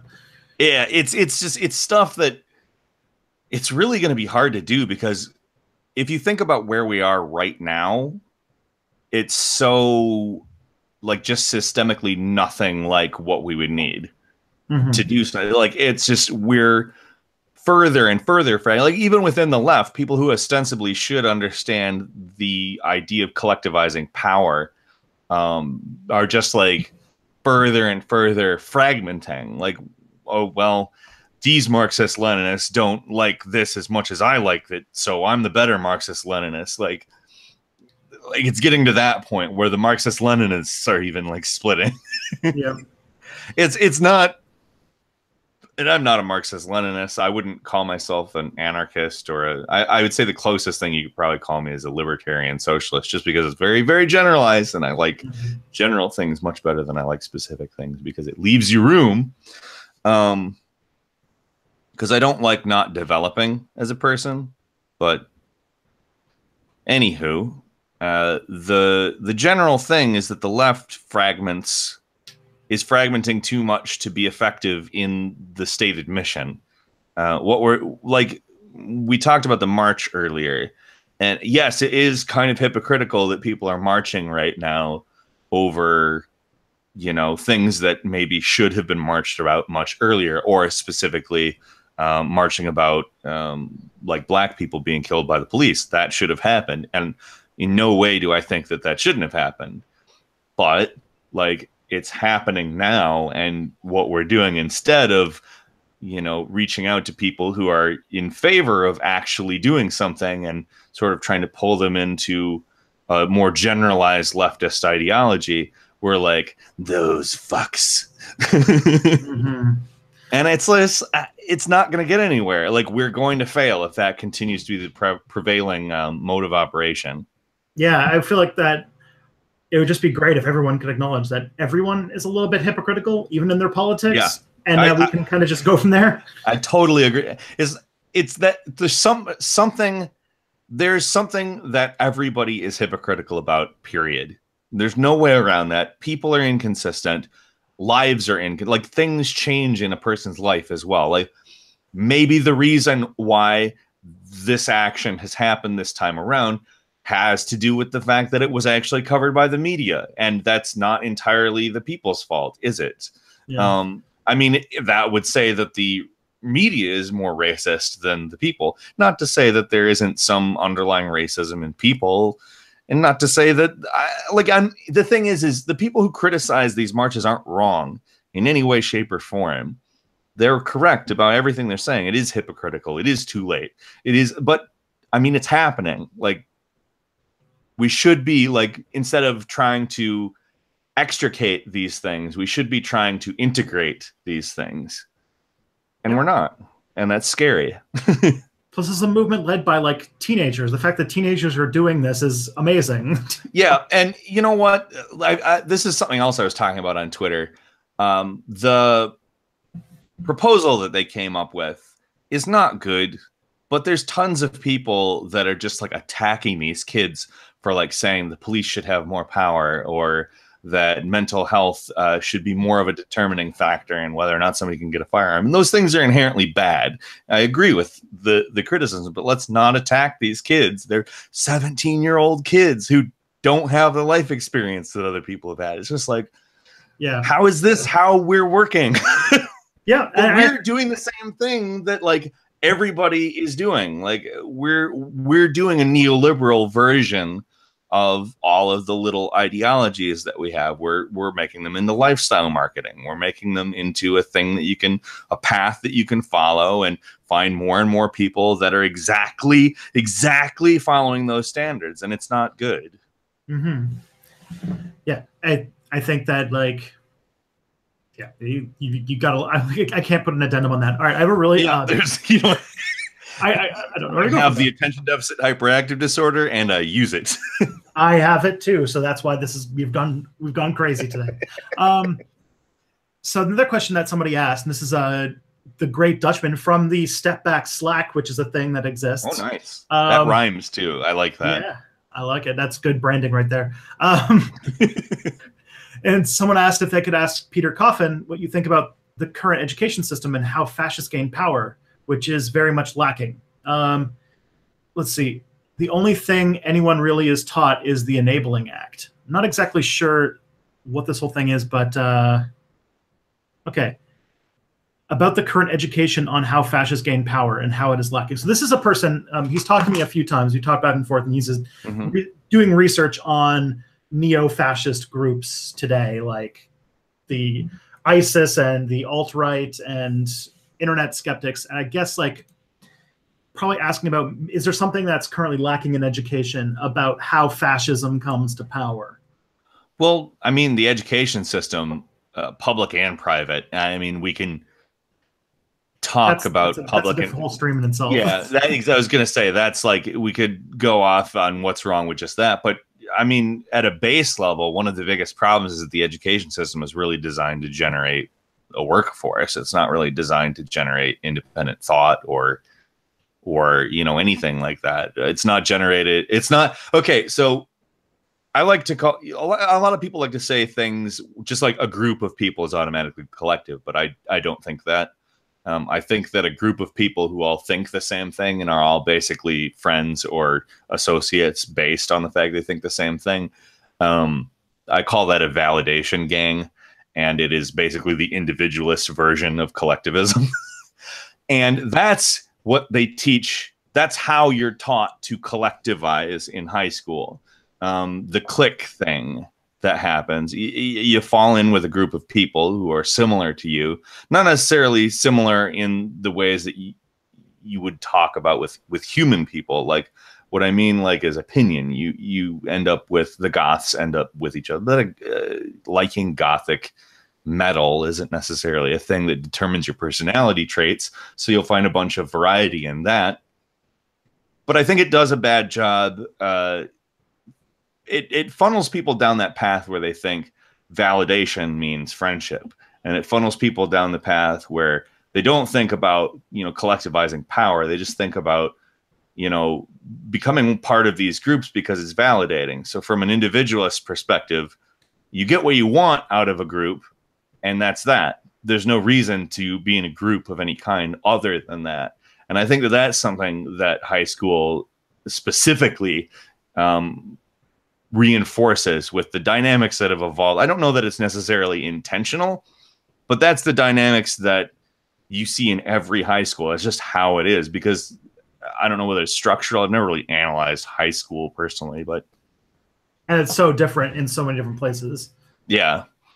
But when I would talk about the consensus history about how people talk about the rise of fascism, there is definitely a big gaping hole in the link between the Depression and the rise of fascism and how popular it actually was at the time. Because, like, the typical history story would say that, oh well, like Germany was in really rough straits because of the combination of the depression, the paying of reparations after the First World War, but doesn't talk about the fact that like there was like the German American Bund in the United States like proposing like, oh, like this Hitler fella is onto some good stuff, and people like Walt Disney were going to those meetings, and then you had like you had like pro-fascist groups and pro-communist groups showing up all over the world at that point, because there's a good idea in the 30s that capitalism was done. It had died. And so I mean, it really seemed like it died. Yeah. If you look at all of the material from that time period, it really looked dead, and it made sense that people were trying to find what the next thing would be. And so like, yeah, there's a way that taught that like, oh, well, Germany just went bad. And it's like, well, they do what a lot of liberals try to do when they tell history, which is they tell the events and then they don't talk about the systemic causes of them. Yeah. Well, everything's an individual problem. It was just Germany losing World War I. Yeah. It's too bad. They just wanted revenge. That's all. Yeah, the next question kind of builds on that. Is someone asking, is capitalism really entering its end? I mean, that's the thing is I look at capitalism more as a current iteration of the power structure that's been around since forever. So I don't know, like maybe calling it capitalism might be at its end. Maybe we get to a point where the next iteration of it happens, or maybe we stop it. I don't know. But we are reaching a point where for more than just like the worst off, people are like, actually, you know what? This really is not a favorable situation for me. People are understanding that. And that's the positive thing. I was talking about there's a problem with fragmentation of ideology, and there is, but the positive thing is part of it is because there's a huge injection of new people who are still operating on capitalist socialization, where they're like, I need to find my place. I need to find somewhere to belong. And, you know, that there's nothing wrong with finding a place to belong. But what the problem is our modes of operation for finding it. And then people who are making those places to belong are often making it with the intention of self-preservation or even profit. And I feel like that, I mean, the various ideologies are giving those places to belong, and that's kind of making the fragmentation problem. But also, like I said, it's a big injection of new people, and that's really awesome. Like, we need that really bad. Yeah, like as two people who were leftists in 2014 as opposed to 2017, for example, it's a completely different ballgame. Like what we thought. I remember in like 2014 being like, it's kind of like, you know, Hillary Clinton's going to probably be president. And like, okay, I guess that's all right. But then like alternatives showed up. Yeah. Okay. So here's the thing. Like, or I would say that I didn't publicly call myself a socialist until after Bernie Sanders, but it certainly wasn't like a new thing at that point for me. But I was pretty resigned even through a lot of 2015 to Hillary Clinton, even after having heard of Bernie Sanders. My wife was actually who said, you know, you should just support who you think is good. And it's not like I'm with Bernie Sanders on every issue either. I'm quite to his left, as I'm sure you are to his left as well. But you've got a T-shirt on of Bernie Sanders because you know exactly what the effect of Bernie Sanders has been. Well, there's also, I also was noting the historicity of the moment that was happening, and I wanted to have a physical object from that period.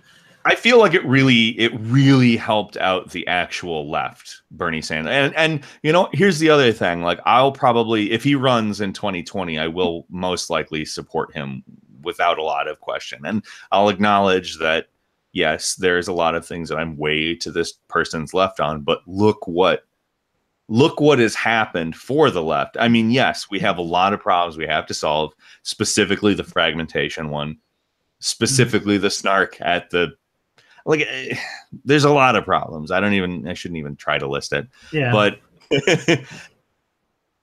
it's there. It wasn't like, were you around for Gamergate? Were you in any way involved in that?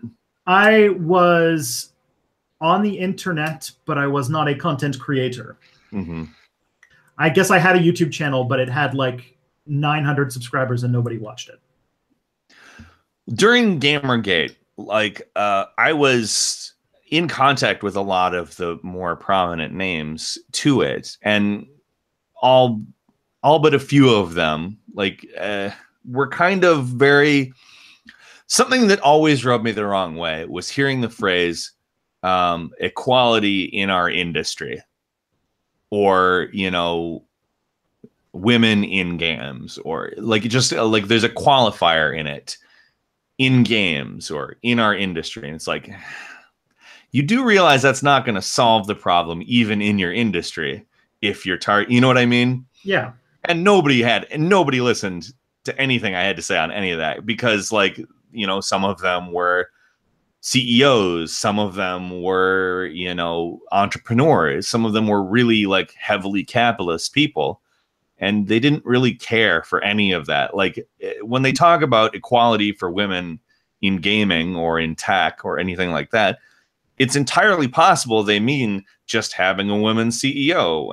And while that's certainly better than not having any women CEOs, it's operating within the confines of a system that has created the situation we're currently in. Yeah. And nobody was having it. And I remember, and it's been like that for a very long time. I would say that when I formally switched from liberal to leftist was when the Democrats couldn't pass universal, like not even universal health care, but the Affordable Care Act with the public option. Yeah, they dumped the public option despite having a majority. Like, the Democrats had a big majority in the Senate and in the House, if I'm not mistaken. I could be wrong. I don't think I am, though. That was when Nancy Pelosi was Speaker of the House. They had a supermajority in both chambers. Yes. And okay, so I'm not crazy. That was like the big backlash against George Bush election, the 2008 huge blue wave. Yeah. And at that point, we could have, okay, I'd seen Sicko several years prior by Michael Moore, to bring him back up. And it's a very, very good indictment of the United States healthcare system, which, to be fair, some of the things he was criticizing have been solved by the Affordable Care Act. But the thing he was advocating for, and the thing that I have thought, yes, I agree with that very much since, has been single payer healthcare. And that was the thing that turned me on the Democrats, because it's just after that, it's like, what are you even doing? Like, why do you care? Like, you got full power. You had the ability to do whatever. And you didn't even pass like the half measure, the public option, as part of another thing. Like, yeah, that really turned me off. They really had a moment there that they could have used. They didn't. It's funny. Have you read Dune by any chance? The older book? Yeah, like the 60s sci-fi novel. I want to say like I was supposed to and may have in high school, but I don't know. All right. Well, there's like a scene where one of the characters undergoes this like super hallucinogenic trip that happens a lot in Dune, by the way, where she goes through this super hallucinogenic trip that is supposed to like kill you unless you can do some sort of supernatural feat. Mm-hmm. And then they did it while she was pregnant, and they was like, oh no, like you've like unintentionally like awoken the child's mind in the womb or something like that. And so like she got like unnaturally woken at an early age. So she was like an adult when she was like a baby kind of thing. Mm-hmm. It's a weird book. It's a super weird book. It sounds like interesting though. Like if that's, I mean, imagine being an adult coming out and knowing and like having adult consciousness as a baby. That'd be just bizarre. Yeah. I do think though that like for me, leftism came in that kind of way, in a weird way. 'Cause I was like in 10th grade. In like, so I must have been like, I don't know, how old are you when you're in 10th grade? Like 15. And there was a World War I history course, and they were talking about the Russian Revolution. And she was just saying like, oh yeah, the Russian Revolution was about communism. And it was like, it's this ideology that believes that everybody is equal and we should work towards a place where there's no rich and no poor. Doesn't that sound terrible? And I was like, actually, what? And then it kind of spilled out from there. And then I autodidacted myself into, I don't know where the hell I am now. I feel like the people who really like Yeah, like I like. Okay, I've read as much of Capital, for instance, as I can. It's more of a hobby than a book, but I've liked everything that I've read. I've agreed with. That's a very cogent analysis. Yes, Karl Marx. I've read Conquest of Bread. I've read various texts from various. Society of the Spectacle is probably my favorite eventual like semi-Marxist work. I don't know whether you would call it Marxist or not, but it certainly derives some from him. I don't really believe that there's a single ideology that's correct. I think that that's just not good to think that, as a matter of fact. I think that the general ideas are more powerful than the specifics, and I think that the specifics are more important once we have everybody kind of on board with what's wrong and what needs to be fixed, because we don't even have everybody in that spot at the moment. I'm not an individualist by any means, for instance. And whenever I talk about that, I get a lot of people who are like, but, you know, here's the thing. There is individualism within anarchy. It's like, all right, well, I don't subscribe to that form of anarchy then, because that would basically open us right back up to the problems of the whole thing that I wrote a book about. Yep. I would say, like, one of the things that I can say to that whole, because like I am one of those strange leftist circle people who gets ostracized because I'm a pacifist. Mm-hmm. And pacifists are not liked these days in the modern day. No, world. They don't love that. And like I said, I'm not like, the way I believe in a violent revolution is if it is the will of the people, and if it is the will of a few people, I don't. I would much rather attempt to do something that everybody at least supports and have it fail than start up authoritarian stuff. Yeah, I go into it in my video that comes out not next week, but the week after. But it's about, I'm very much like this. It's not that I like, man, I wish violence could work, but it's too simple, because I'm doing a 2-part series starting next week on the history of Israel. It's so great that you know what you're doing a week from now. I don't. I have to. I don't have to film with the YouTube space, and so I have to make my videos like a month in advance. Right. You have a YouTube space near you. Yes. That has to be nice. It is very, very nice, as long as I can get it. But sometimes it's a little, like, sometimes it'll be like, oh yeah, there's an opening we can get for you. It's next week, and I'm like, oh, I have to write 5 video scripts for next week. Well, I know what I'm doing for the next few days. Yeah. Well, still, that's all. I don't have one anywhere near me. If they put one in Chicago, I'd probably utilize it at least sometimes, but they don't. Yeah, they really should. But the whole idea that I say, and this is, I guess, spoiling the big conclusion of the 2-parter, but that's all right. It's a stream, and these are the appreciation of the subscribers. Yeah. And what I say is that I've said it before on streams too, and that is, when you do something and when you accomplish something through violent means, you're not going to, you are sowing the seeds of your own destruction by doing yes, so. You make enemies. And you make the origin story of your future enemies. Yes.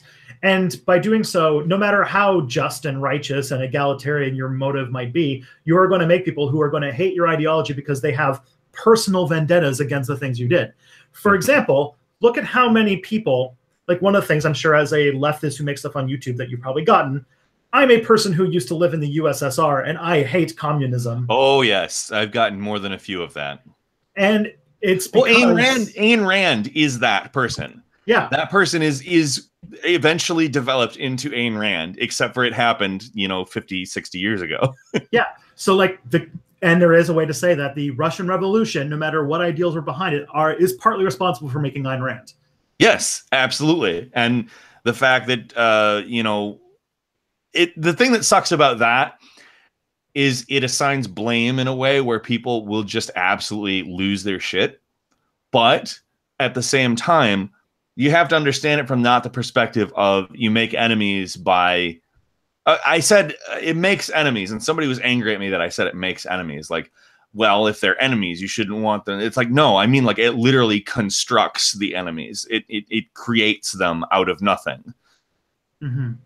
And so, yeah, so in my mind, like, by doing even if you had the best mandate ever, and like you could do it, like, if you have a violent revolution, you are going to lock yourself into a cycle of violence for a long time, and you have to be prepared to just have overwhelming force to put it down for long enough, like the indigenous people of the Americas, or you have to, or you're going to be fighting these demons forever, and you're never, and that is going to force you to do things that are contra to your ideology. And Oceania has been at war with Eurasia. Well, like there was an attempt to make a country called Israel on top of another person's country, and that has led to, and that's worked out real good.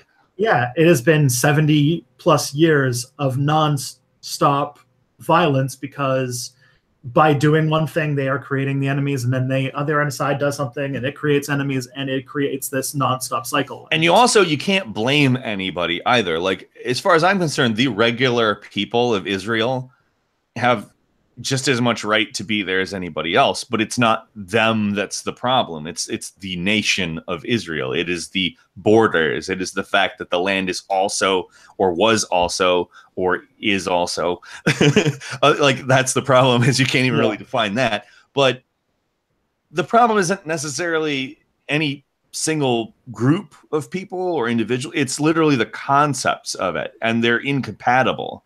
And you have people who also, I talk about cultivated identity as a thing that I typically talk about it as something that capital does to sort of mine the identity of people. They cultivate the identity of people, but it's not really just capital. It's people in power using identity as, and that's exactly what's going on there. Is people in power using, like, the government of Israel is a right-wing reactionary government. It is not in any way, shape, or it is an ethno-state as far as his agenda goes.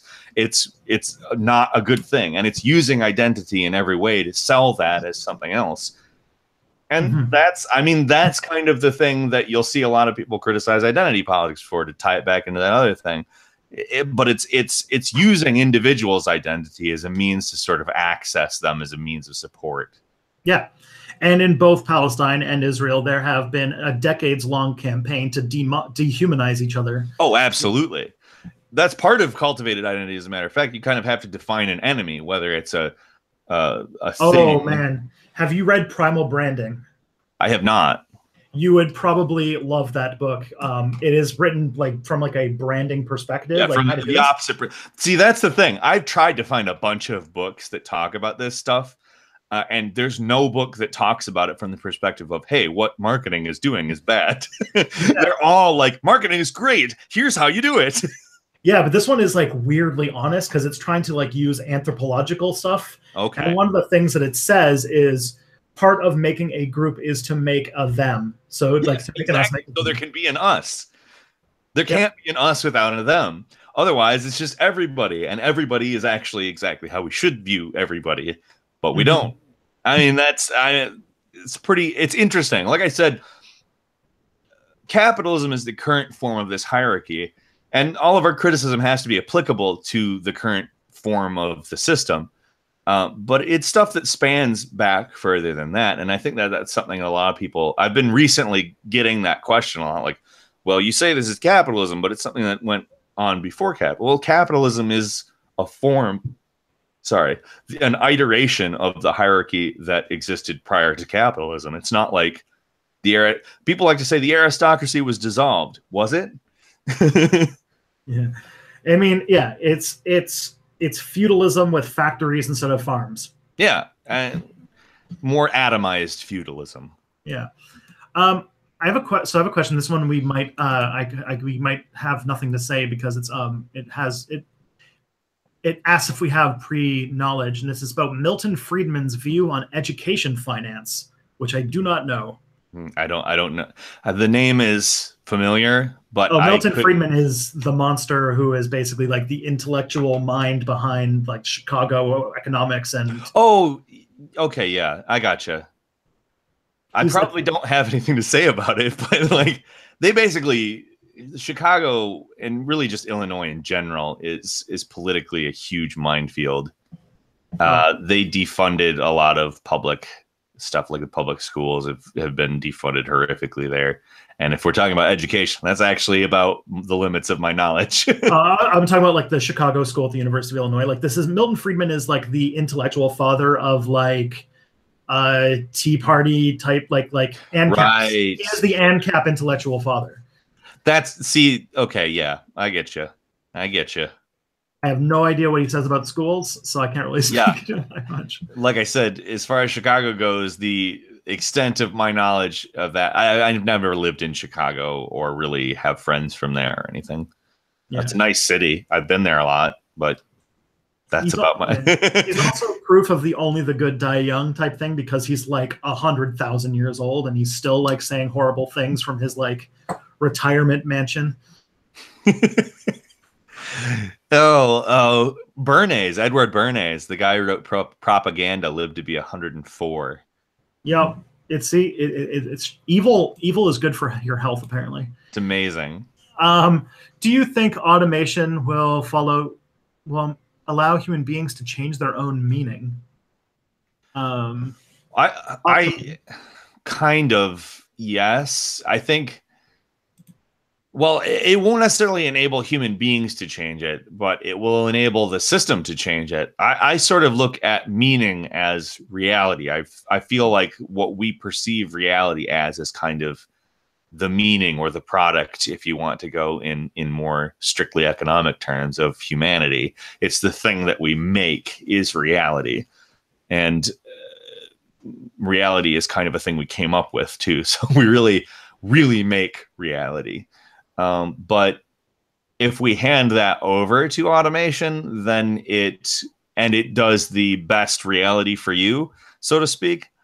Yes, in a way, we could end up having our meaning determined by whatever small amounts of predisposed biases we have based on whatever information we actually manage to get early in life. But after a few generations, that may end up being all algorithmic as well. So yeah, the idea of like that algorithmic culture thing, after a few generations, like when like if you grow up entirely on it, you'll lose like all semiotic meaning. You'll have no ability to have any symbols or anything. Like it's terrifying to me. Yeah, honestly. You give it like 2 generations, it'll just be like pretty colors. Because like, which I mean, to be fair, like great, pretty colors, but I mean, we have so much, like, algorithms are great. Machine learning is great. Artificial intelligence is great.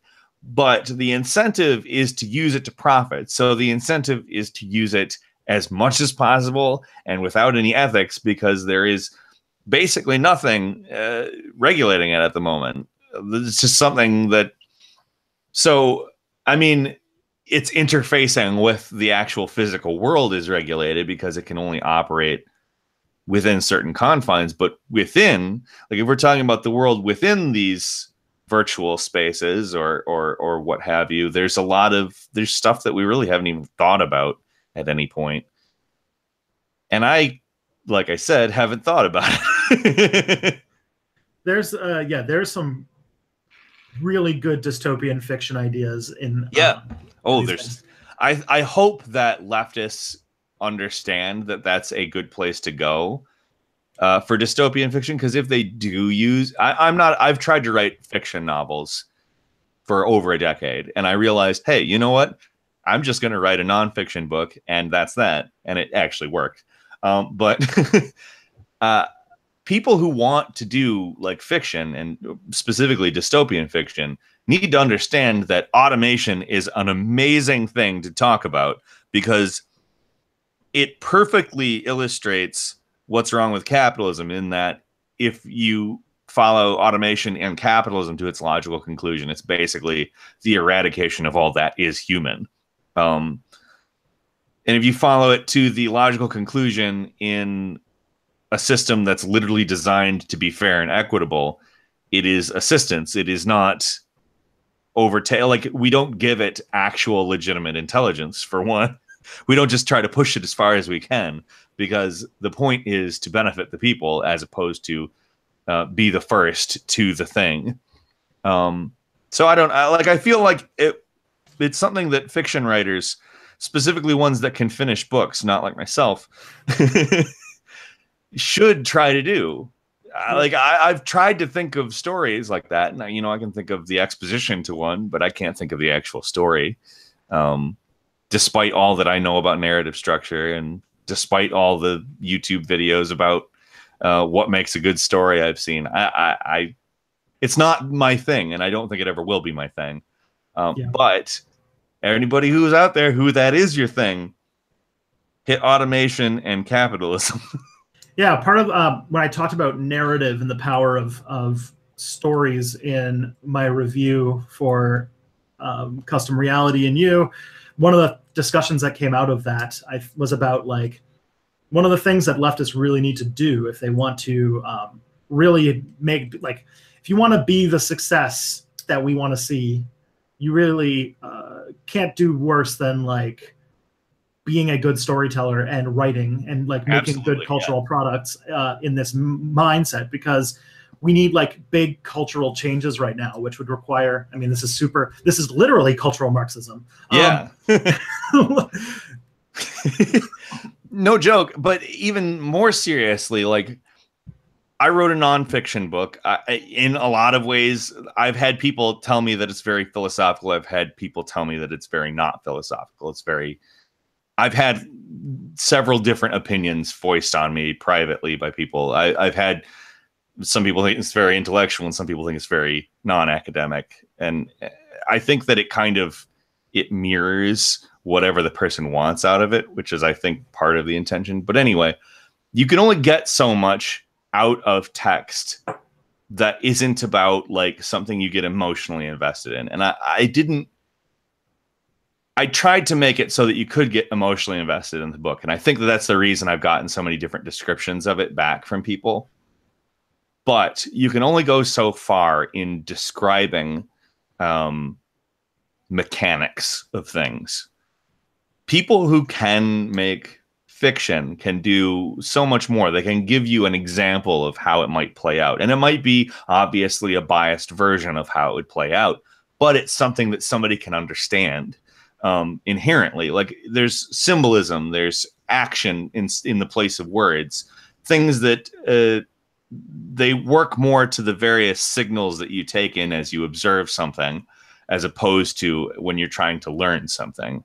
Yeah, I'm not a big bio-truths person. The closest thing I ever come to, though, is that there is something about our minds that seems to be predisposed to being receptive to information if it is told in a compelling narrative. I agree. I don't know what that would be. I would even say that it's possible that's fully inherent in our socialization, but I wouldn't tell you for certain in any way. I would call it something that we have to deal with as a fact of life in our attempts to spread information. Mm-hmm. And I if I were to like talk into that conversation, I would say that when it comes to like the book, your book is intellectually written, but it's also accessible in its own way. And when it comes to talking about, I will admit though, when it comes to talking about postmodernism, that is quite a feat, because when you're trying to teach postmodernism and critical theory to people, you really can't start until grad school. Like, it's just like it's this trial by fire you have to go through when you take your first like master's level course, when they're like, read this thing, you're going to read an entire sentence, you're going to understand every word and have no idea what they're saying. This is just this is the start. This is your first reading of like Franz Fanon or something. Well, you have to, the thing is I did everything I could to, like, in some cases oversimplify what I was talking about, because if I'm not referencing material, I can't even keep track of exactly what postmodernism is. So what I had to do was try to sort of condense it as far as I could down into more things that we actually deal with in real life, I guess. Yeah. And I think that that's the only real way to talk about, because one of the big contentions is sort of with postmodernism is that people can define everything. Okay, well, that's kind of not really a big problem, because it's not exactly what's going on.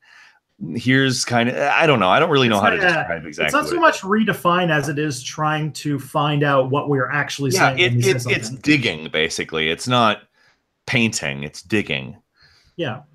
So like, but one of the things that I liked about Custom Reality, and this is where I think that it really would fit in like the bigger bookshelf, is that it's a book about postmodern critique that can be given to an undergrad and they could read it and understand it, which, given that like the only introductions that I've seen so far are like written by like, you know, like are like, it's like Slavoj Žižek, and like his writing is he's wordy.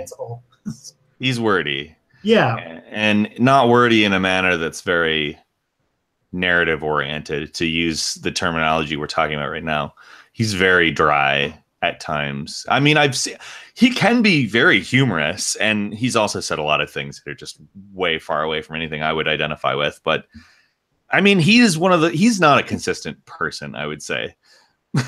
No, he's he has a little bit of the, he would hate to say this, but he has a little bit of the Jordan Peterson, like, I'm just gonna be this like troll academic who will just say the leftist case for Eurocentrism, and he'll just like say that, and it'll be like the reaction is how he'll do it. Or yeah, I feel like he kind of enjoys that too.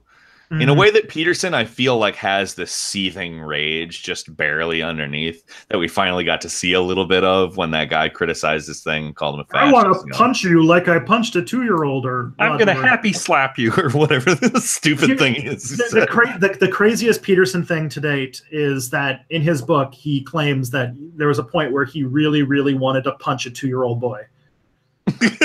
I didn't read his book, but that's amazing.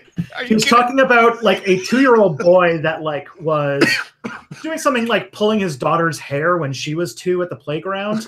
And he was like talking about how maybe this kid would have turned out better if I had like punched him halfway across the park. And it's like, what? I don't even believe that's amazing. Yeah. Like, okay, so one of the things that I said when I first started, well, I shouldn't even say when I first started venturing into the Peterson criticism, but when I did the Peterson video in February, that was basically describing how he makes arguments, you know, like a lot of what the articles very recently have been doing.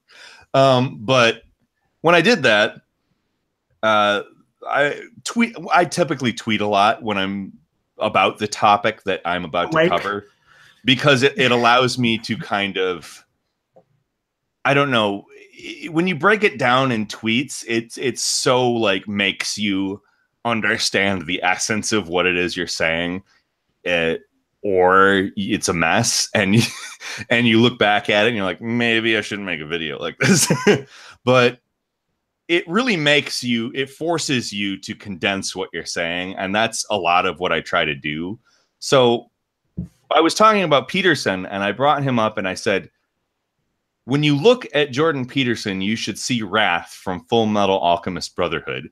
And I don't know if you've seen that series, but it's basically, Wrath is this very calm, seemingly jovial like entity in the form of a human being.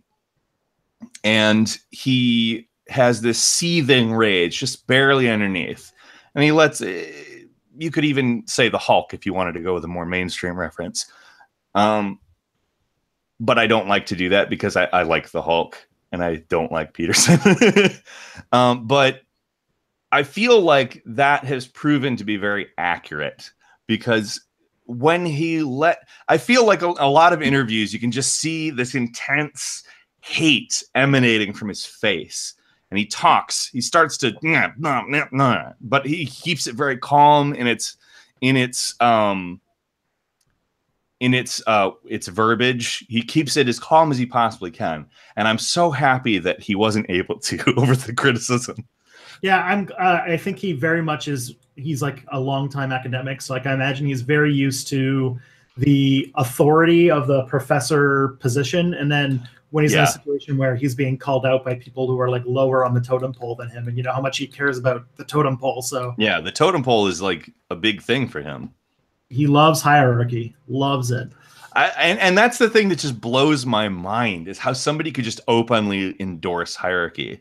Like, I feel like most of the time when you hear people talk about it, it's like, well, yeah, how else are we going to do it? That seems to be the main defense that I've observed of people when you talk about the hierarchy. How else are we going to do it? What else do you do? Somebody has to be in control. Do they? But but he's just like, The hierarchy, that's just inherent. And he uses anything he can come up with to defend the hierarchy. The lobster thing is by far the most like wild example of that. And now he's like, now he's getting big for making a few videos where he like whacks long about Disney movies and getting to the point of tears about Pinocchio. Crying about Pinocchio is the I didn't see he cried about Pinocchio. I saw him cry about individualism. Yeah, about because he like the Chapo Trap House people talked about it is like how he lost his calling. He just wants to talk about cartoons, and he's doing all of this to just have it really. I need to listen. I try to keep up with them, but I don't listen to them a lot because I don't want. Here's the thing. I like their show, and I think that while sometimes they say stuff I wouldn't agree with, I really don't want their arguments seeping into my arguments just because I don't want people saying, well, you're just saying what Chapo Trap House says. So I tend not to listen to the thing that they say about the thing that I'm talking about until after I do it. And then, I get, because the humor, I feel like I'm a person who enjoys humor and tries to inject a level of humor into what I do. Not necessarily. This is a new thing to me. Maybe. Somewhere between the costumes and. Yeah. It could be. It could be. But on a scale of Peter Coffin to what's that guy's name? I like him, but he's like the driest hardcore Marxist YouTuber ever. He's the guy who had Critical Theory Gate or Theorygate. Gosh, he's like a British guy. British. Well, there's a lot of British Marxists. That doesn't. Yeah, it's true. Either way, the name doesn't really matter. It's not coming up for me though. Sexy or something like that. I call him Muke because that's his username on Twitter, and he also told me I could call him Muke.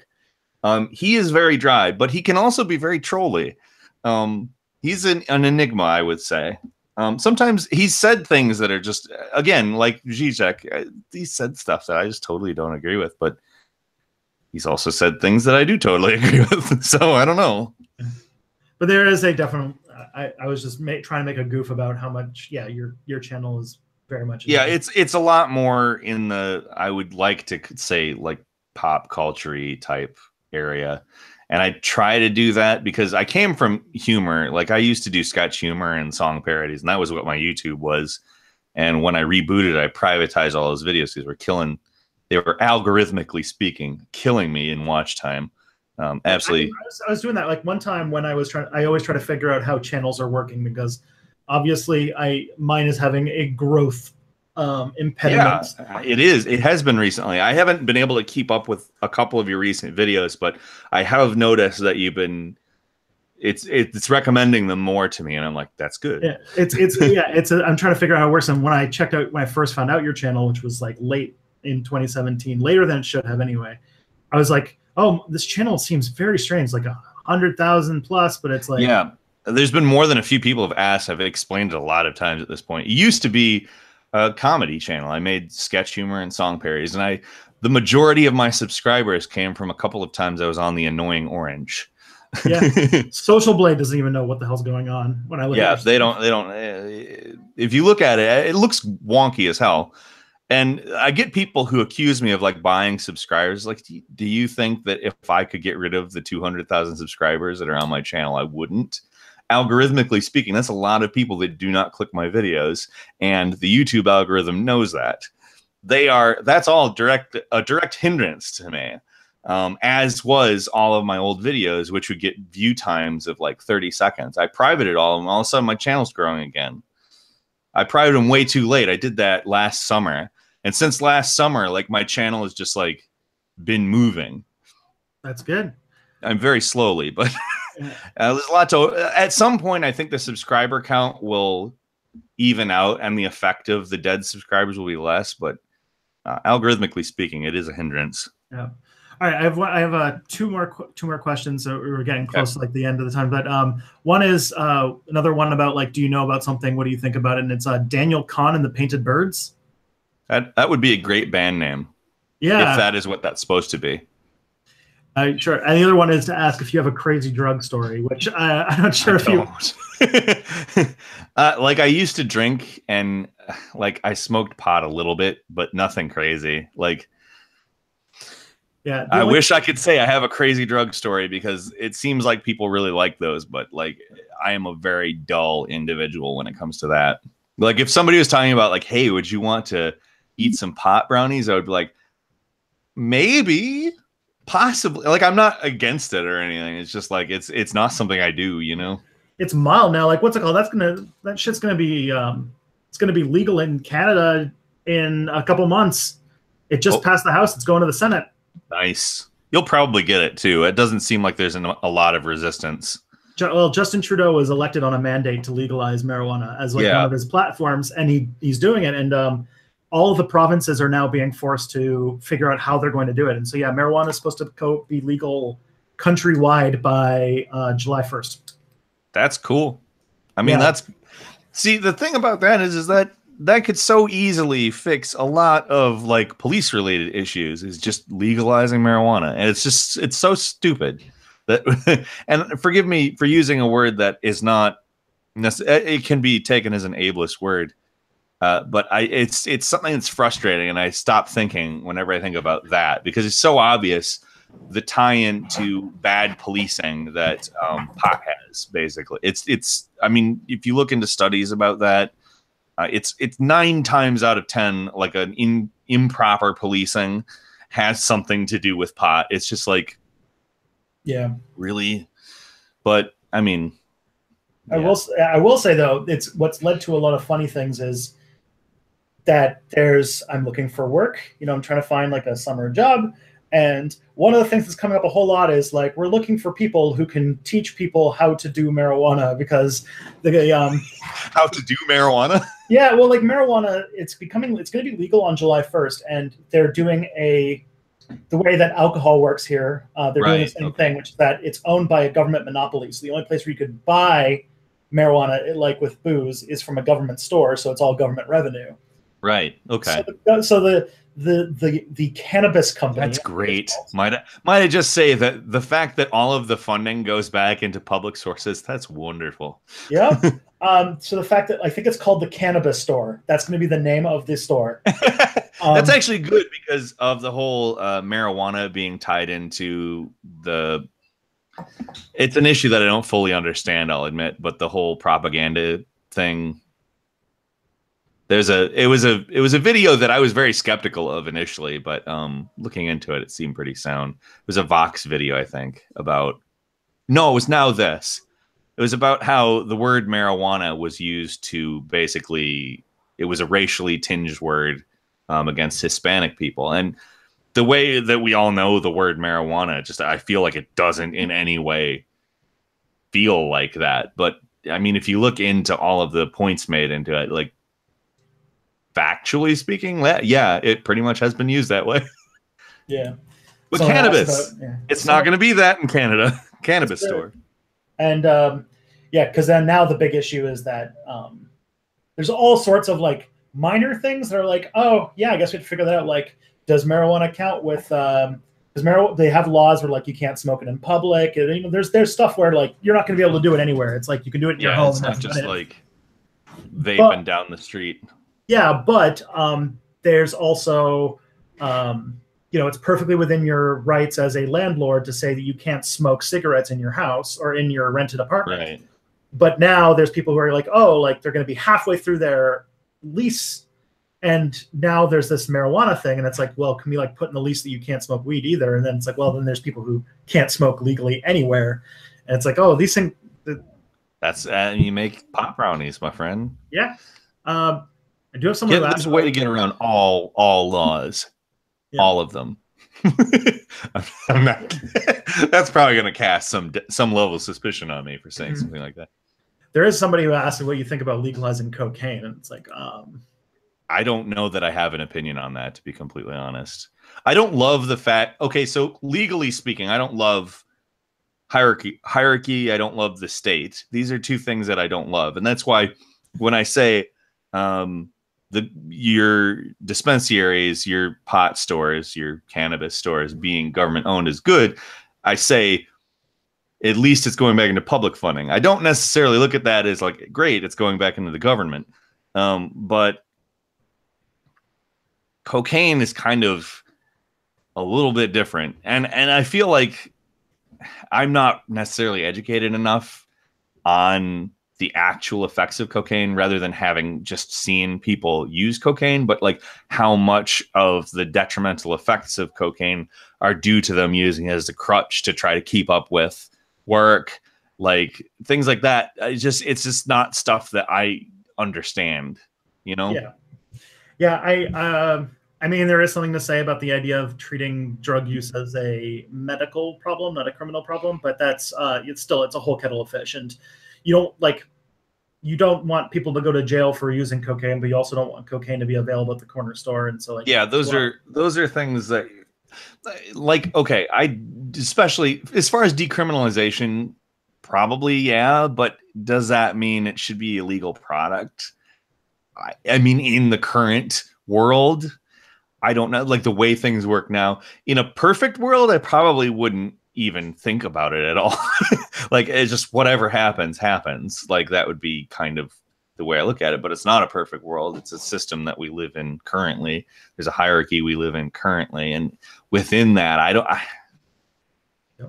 I think that nobody should go to jail for it. But no, it shouldn't be a product in the stores either. It's just it's a conundrum at best, I would say.